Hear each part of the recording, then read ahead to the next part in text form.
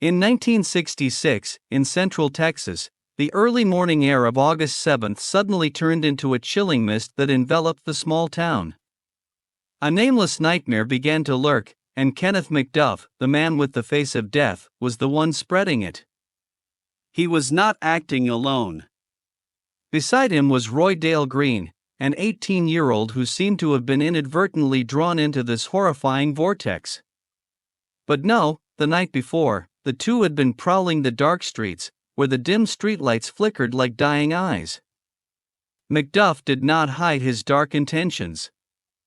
He whispered to Roy, his voice deep and hollow like an echo from hell, "I want to grab some girls, beat them, tear them apart." Roy sneered, thinking it was just the boastful talk of a newly met friend. But he was wrong. In McDuff's mind, these sickening thoughts were no joke, they were a promise from a monster hungry for blood. Then came the fateful moment. Under the pale moonlight, McDuff spotted three teenagers innocently gathering at a basketball court: Robert, his girlfriend Edna, and Mark, his younger cousin. Their smiles faded instantly when McDuff's cold gun barrel pointed directly at them. "Get in the trunk, now," he growled, his voice as sharp as a blade slicing through the air.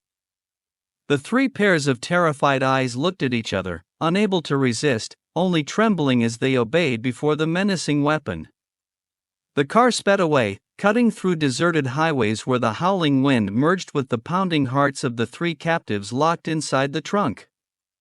McDuff stopped at a desolate stretch of road, where no soul could witness the terror about to unfold. He yanked Edna out, his rough hands gripping the screaming girl. Then, without hesitation, he turned back to the trunk. Two deafening gunshots shattered the night. Robert and Mark collapsed, blood gushing from the bullet wounds, soaking the trunk floor with the foul stench of death. But it was not over. Edna, the helpless girl, became the final prey in McDuff's twisted game. He and Roy, now caught in the whirlwind of madness, took turns assaulting her. Edna's screams gradually weakened, drowned out by the brutal beatings and McDuff's eerie laughter. Finally, his hands wrapped around her throat, tightening until the light in Edna's eyes faded completely. Her body lay there, cold and distorted, a grim testament to the limitless cruelty of the murderer. The next morning, Roy Dale Green, haunted by what he had witnessed, could bear it no longer.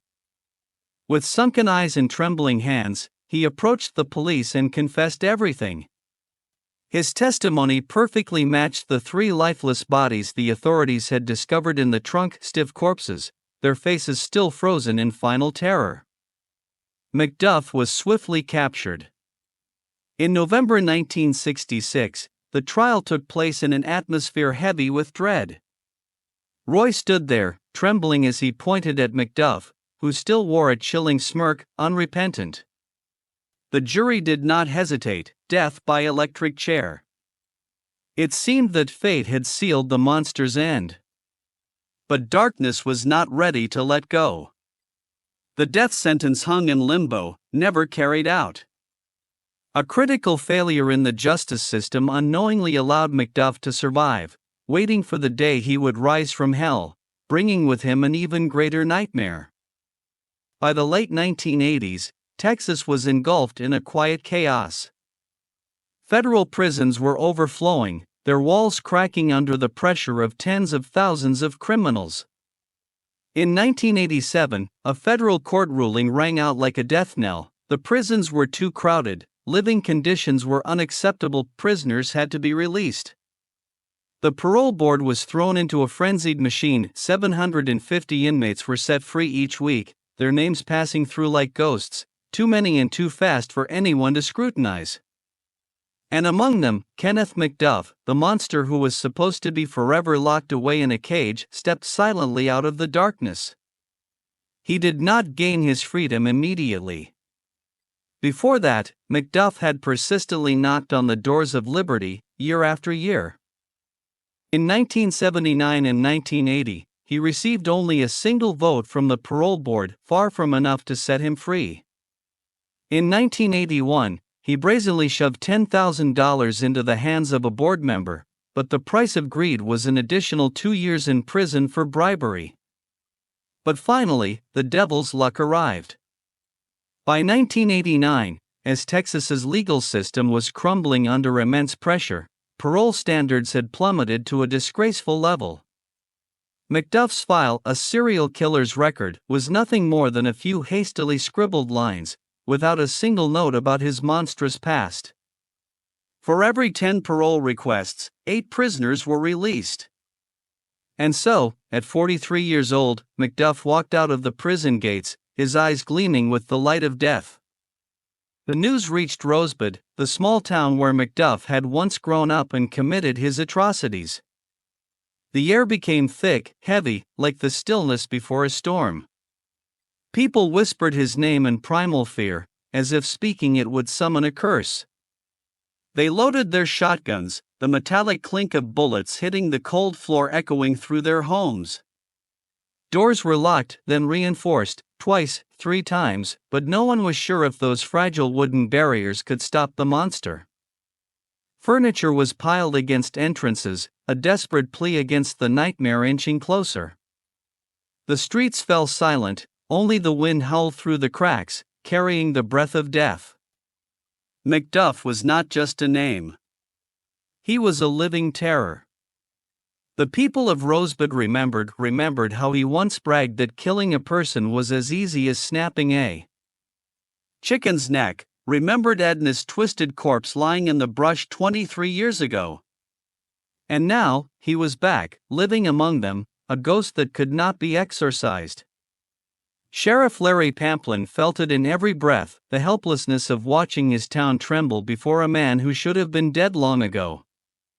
Parnell McNamara, U.S. Deputy Marshal, roared over the phone, "Are they insane for letting Kenneth McDuff out?" But his cries only echoed into the void. McDuff had not changed. To him, freedom was not a chance for redemption, it was an open door to a new hell.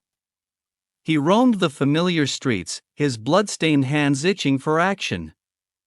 The lax parole system could do nothing to restrain him. Officers merely shook their heads as he broke curfew, dealt drugs, and beat prostitutes in drunken rages.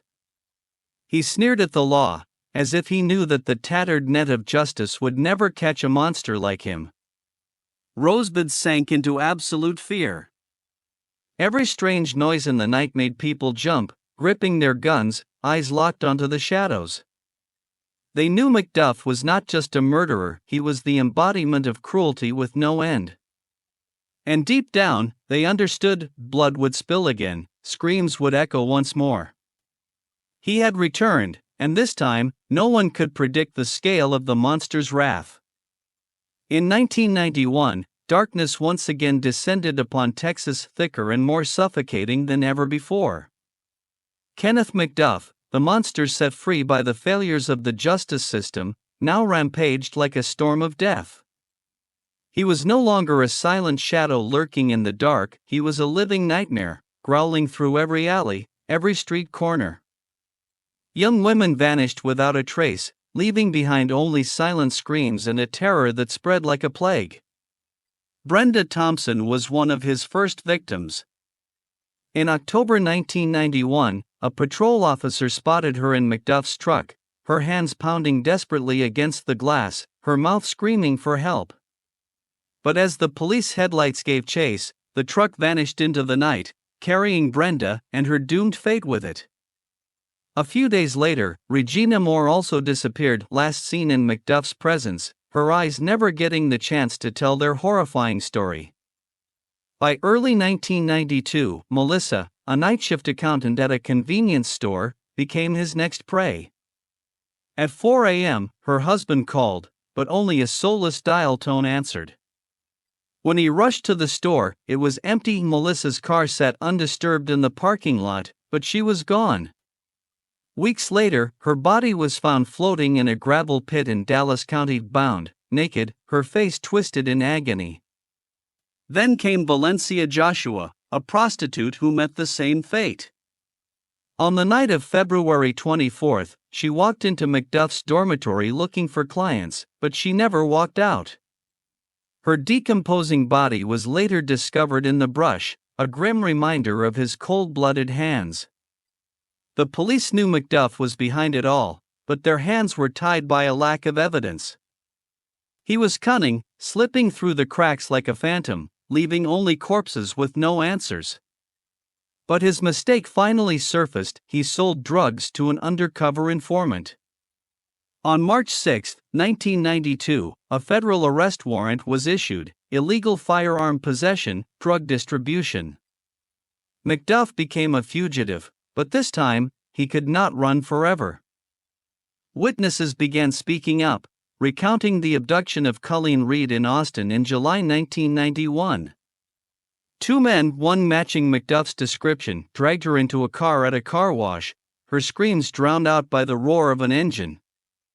Alva Worley, McDuff's accomplice, confessed that he and McDuff had raped and tortured Colleen, burning her with cigarettes, beating her so brutally that her sister, Lori, later choked on her words. It was like she was being torn apart piece by piece. By April 1992, police were so desperate that they turned to the media for help. America's Most Wanted aired McDuff's story, recreating his crimes in the hope that someone would recognize the monster. A phone call from Kansas City, Missouri, pierced through the darkness. Richard Fowler, a garbage collector, looks exactly like Kenneth McDuff. Fingerprints were compared, and the chilling truth was revealed: Fowler was him. On May 4, 1992, McDuff was operating a trash compactor, unaware as traffic inspectors approached him. But when he stepped out, he was tackled by officers in a sudden ambush, the cold click of handcuffs sealing his blood-stained hands. The trial was swift. It took only an hour for the jury to sentence McDuff to death for the murders of Melissa and Colleen, though police believed he had killed at least 9, possibly more. He revealed the locations of Brenda and Regina's remains but remained silent about other victims, as if carrying his horrific secrets to the grave. On November 17, 1998, after multiple failed appeals, McDuff was strapped to the lethal injection table.